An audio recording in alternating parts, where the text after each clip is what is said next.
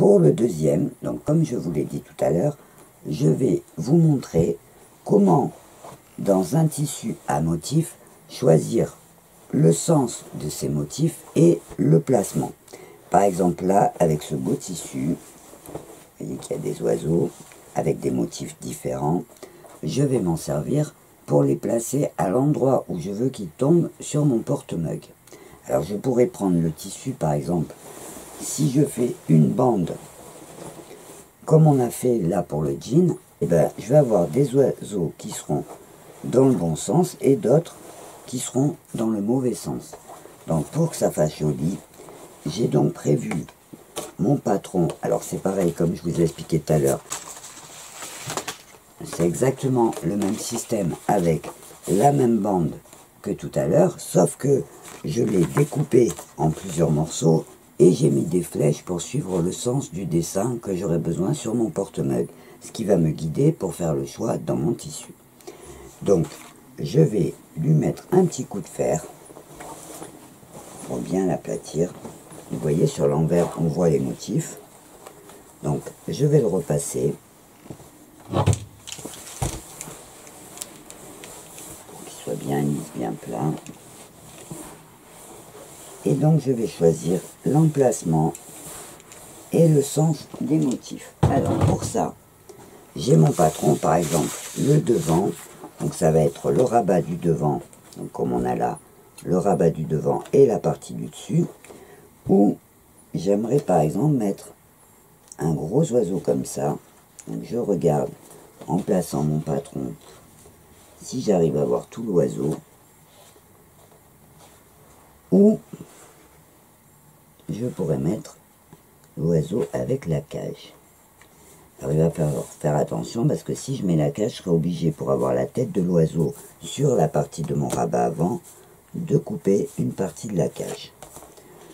Donc je regarde, l'oiseau est un peu plus petit, donc je vais choisir par exemple cet emplacement en faisant attention que la tête de mon oiseau soit au bon endroit, et je vais tracer. Alors je vais faire au crayon puisque le tissu est clair, donc je vais tracer ma pièce. En fait le système ça va être de faire des parties séparées pour reconstituer la grande bande juste en ayant choisi la place des motifs. Donc là par exemple je vais perdre un petit bout de cage en bas, mais c'est pas grave, mon oiseau sera dans le bon sens. Donc je trace mon patron et je vais découper donc la partie.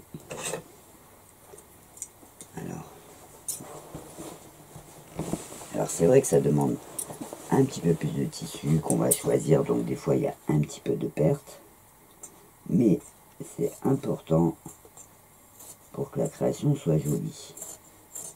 Donc là je coupe mon tissu avec mon premier motif qui sera le rabat et le dessus. Voilà. Donc là ça sera le devant qui sera comme ça avec mon oiseau, voyez. Donc là j'ai fait la partie du dessus, donc ça je le mets de côté pour pas le couper deux fois. Il faut être bien organisé, bien réfléchir, quitte à perdre 5 minutes, elles seront toujours gagnées après puisqu'on n'aura pas à refaire.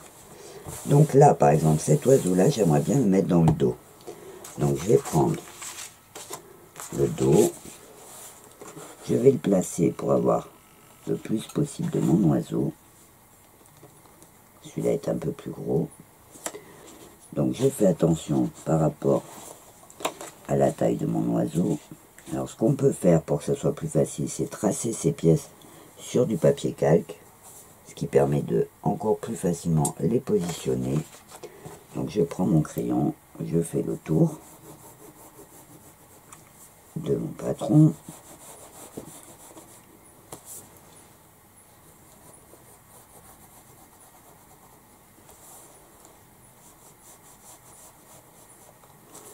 Et je regarde, voilà, j'ai tout mon oiseau, la queue et la couronne jusqu'en haut. Donc là, j'ai la partie pour se repérer, on prend sa grande ligne et on va mettre, donc j'ai la partie du devant et du dessus, vous voyez, je les colle comme ça pour voir. Il va me manquer donc la partie dos, donc je vais couper mon tissu pour faire la partie dos.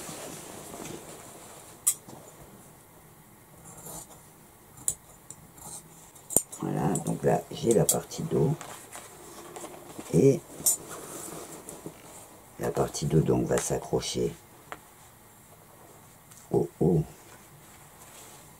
Donc j'ai le devant, le dessus, le dos, donc ça va être accroché. Et j'ai donc le fond et la partie du devant.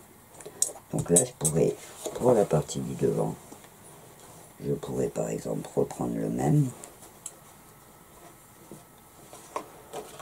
Alors je regarde parce que des fois il y a des tissus où ils ont la tête dans un autre sens. Là non. Ou je pourrais prendre l'oiseau tout seul pour le devant et garder une partie pour le fond. Je vais essayer d'avoir un cœur. Essayer d'avoir un cœur, même peut-être deux cœurs. Non, je vais les deux. Donc, si je mets celui-là,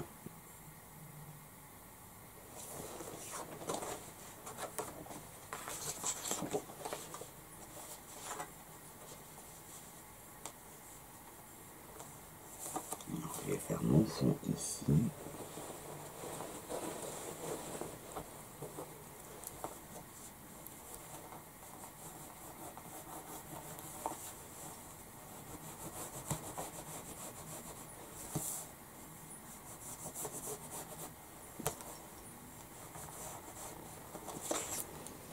Donc le fond sera tout simple avec un cœur.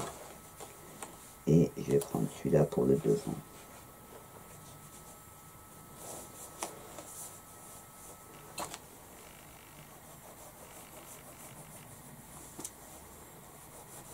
Alors après c'est pareil, c'est juste pour vous montrer la technique. Parce qu'après chacune va faire, si vous aimez plus chargé, moins chargé, si vous voulez plus de motifs ou moins de motifs, c'est juste pour vous donner la solution pour pouvoir exploiter au mieux un tissu qui a des motifs. Donc là, j'ai ma partie de devant, sous le rabat.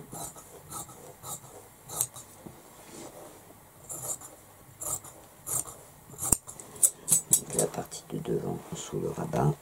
Et je vais faire mon fond avec juste un cœur, puisqu'il sera en dessous, ça ne se verra pas.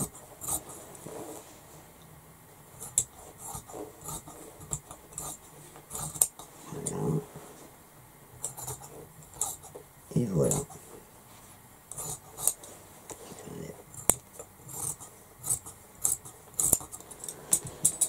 Donc là, il va suffire.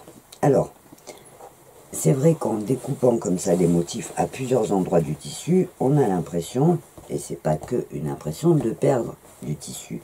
Mais les motifs comme ça peuvent aussi servir à être redécoupés. Par exemple là, je pourrais récupérer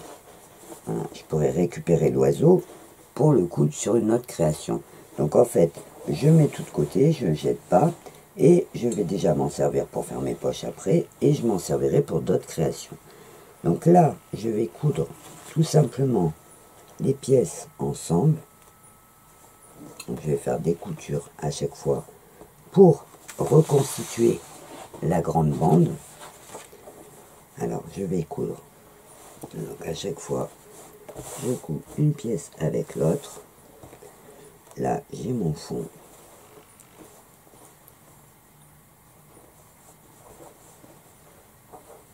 Là, j'ai le devant. Donc à chaque fois, je vais coudre les pièces ensemble. Je vais mettre la dernière partie.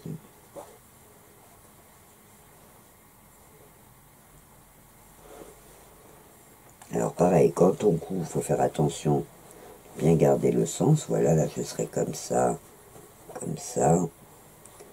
et donc ma partie avant, il faut qu'il soit comme ça, parce que je peux aussi le coudre, me tromper et le mettre à l'envers comme ça. Donc il faut faire bien attention, prendre le temps et à la limite poser ces pièces pour dire voilà, ça va comme ça, hop, là je me trompe pas, et hop, je couds. En recousant toutes les pièces, j'ai reconstitué ma bande. Alors vous voyez, en la regardant comme ça, j'ai un oiseau dans ce sens, un oiseau dans ce sens et un comme ça. En fait, on a un peu l'impression que c'est n'importe quoi. Donc ce que je vais faire, c'est que je vais ouvrir mes coutures. Donc je repasse à plat pour ouvrir chaque couture.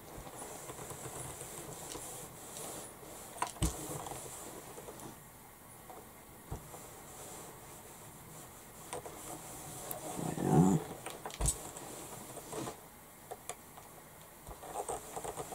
Donc là, c'est les coutures qui vont me servir de repère pour faire mes plis. Donc voilà, ma grande bande est reconstituée. Vous voyez, pour vérifier, on pose le patron dessus. Et donc, on a exactement, voilà, on a exactement, donc, mon premier pli qui n'a pas de couture, il va être ici. Alors, pour que vous visualisiez bien la bande, donc, vous voyez, comme je vous dis là, donc je coupe mes fils qui dépassent. Donc, en fait, mon porte-meuble va faire, ça sera le devant sous le rabat. Donc, mon oiseau est à l'endroit. J'ai le fond où il sera cousu mon pochon. J'ai l'oiseau à l'arrière. Et j'ai le dessus qui va redescendre, qui fera comme ça. Il y aura une petite partie qui sera le haut, et mon oiseau sera bien devant. Donc pour la doublure, pas de souci. On prend la grande bande en un seul morceau. Et donc à partir de maintenant, on va procéder comme on a fait pour le premier. On va prendre le tissu de la doublure pour la grande bande, qu'on va tracer en une seule fois, puisque il y aura un tissu uni. Donc je pose ma bande, je trace au crayon, voilà. Donc je vais faire mes repères pour mes plis.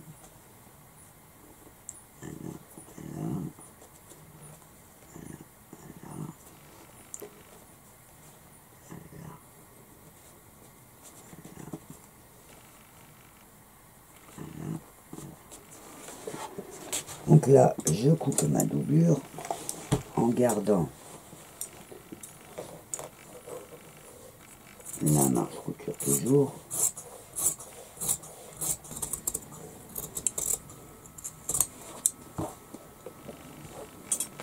Donc, je vais faire mes plis.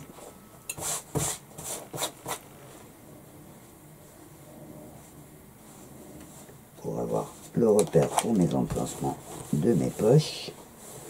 Donc premier pli,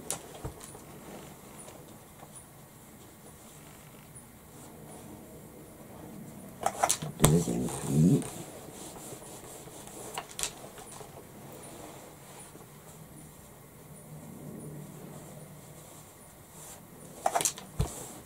troisième pli et quatrième et dernier pli.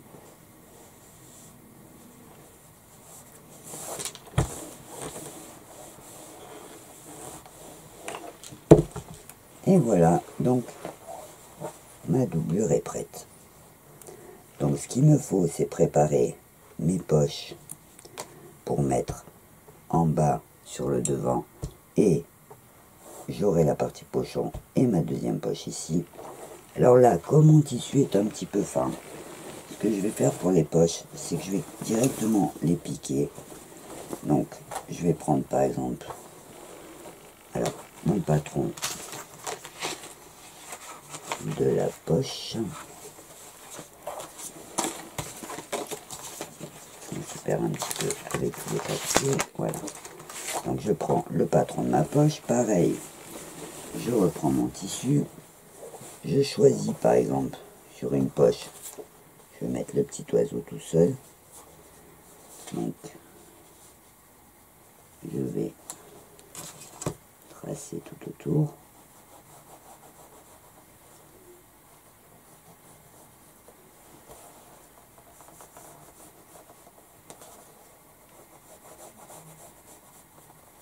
Voilà.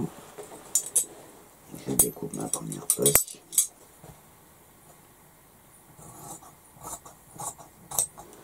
J'aurai une première poche et je vais choisir donc par exemple celui-là où j'ai le rond de toute façon qui est abîmé, et je vais tracer ma deuxième poche. Donc je me mets sur l'envers, j'ai choisi surtout la tête de l'oiseau, même si je coupe le reste puisque le dessin il est un peu grand.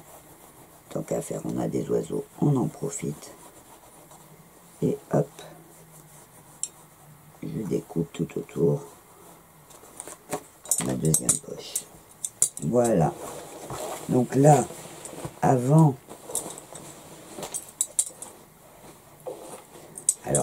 de coudre, je vais faire un petit zigzag tout autour de mes poches.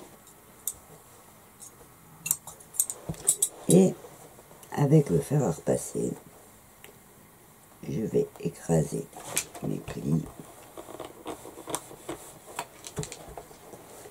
de chaque côté.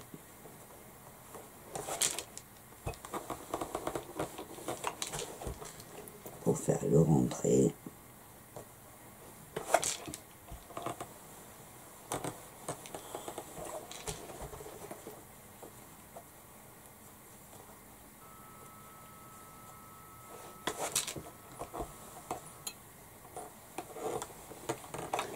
Donc là, ce que je vais faire, c'est que je vais faire comme tout à l'heure, le pli du milieu pour avoir un repère. Je vais vouloir poser mes poches. Et ce que je vais faire, c'est que je vais piquer d'abord le haut de chaque poche et ensuite je les coudrai sur ma doublure.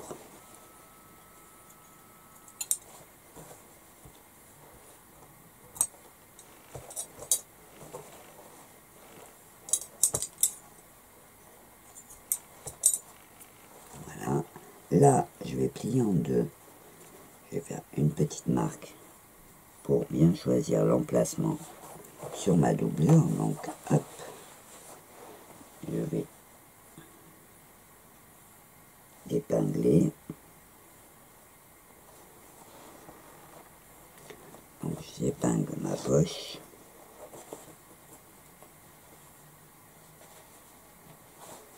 Et pareil de l'autre côté, donc je plie en deux pour avoir mon milieu.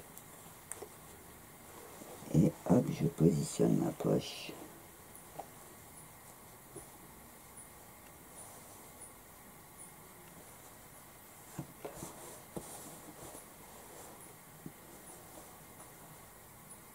Et je l'épingle.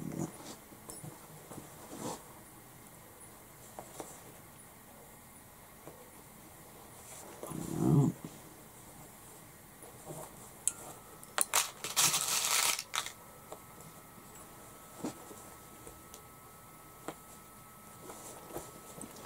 Je fais attention que l'entrée soit toujours au bon endroit.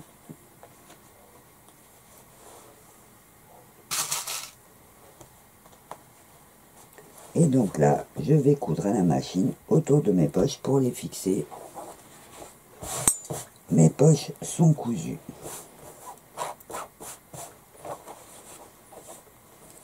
Donc là-dessus, je vais faire la moitié ici aussi pour poser mon velcro. Alors le velcro, on le met à 2 cm du haut en faisant attention de bien tenir compte de la marge couture, parce que ma couture sera ici, donc je mesure 2 cm et je fais un tout petit trait. C'est à l'endroit où je vais mettre mon velcro.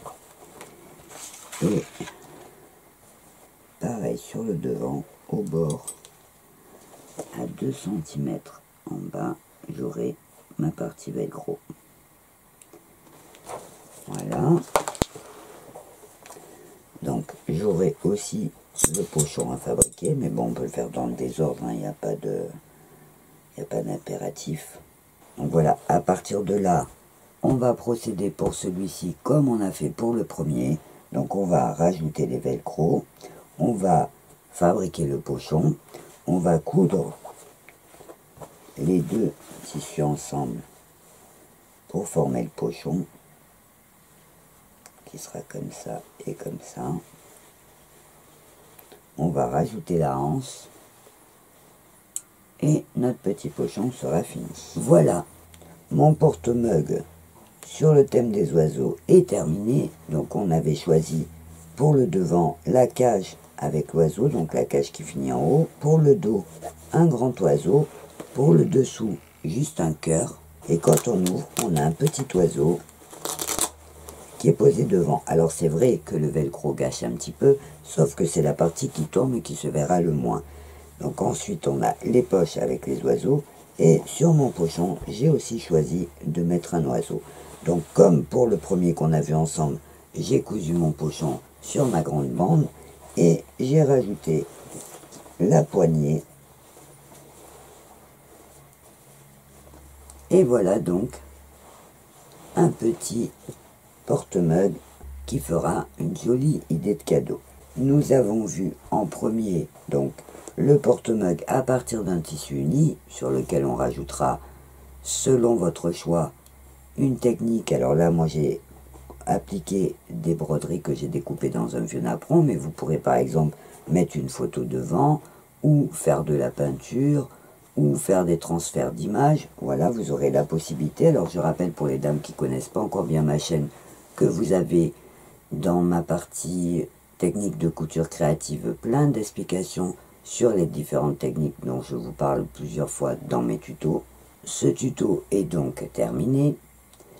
Je vous laisse encore une fois imaginer sur cette même base de travail toutes les créations que vous pourrez réaliser.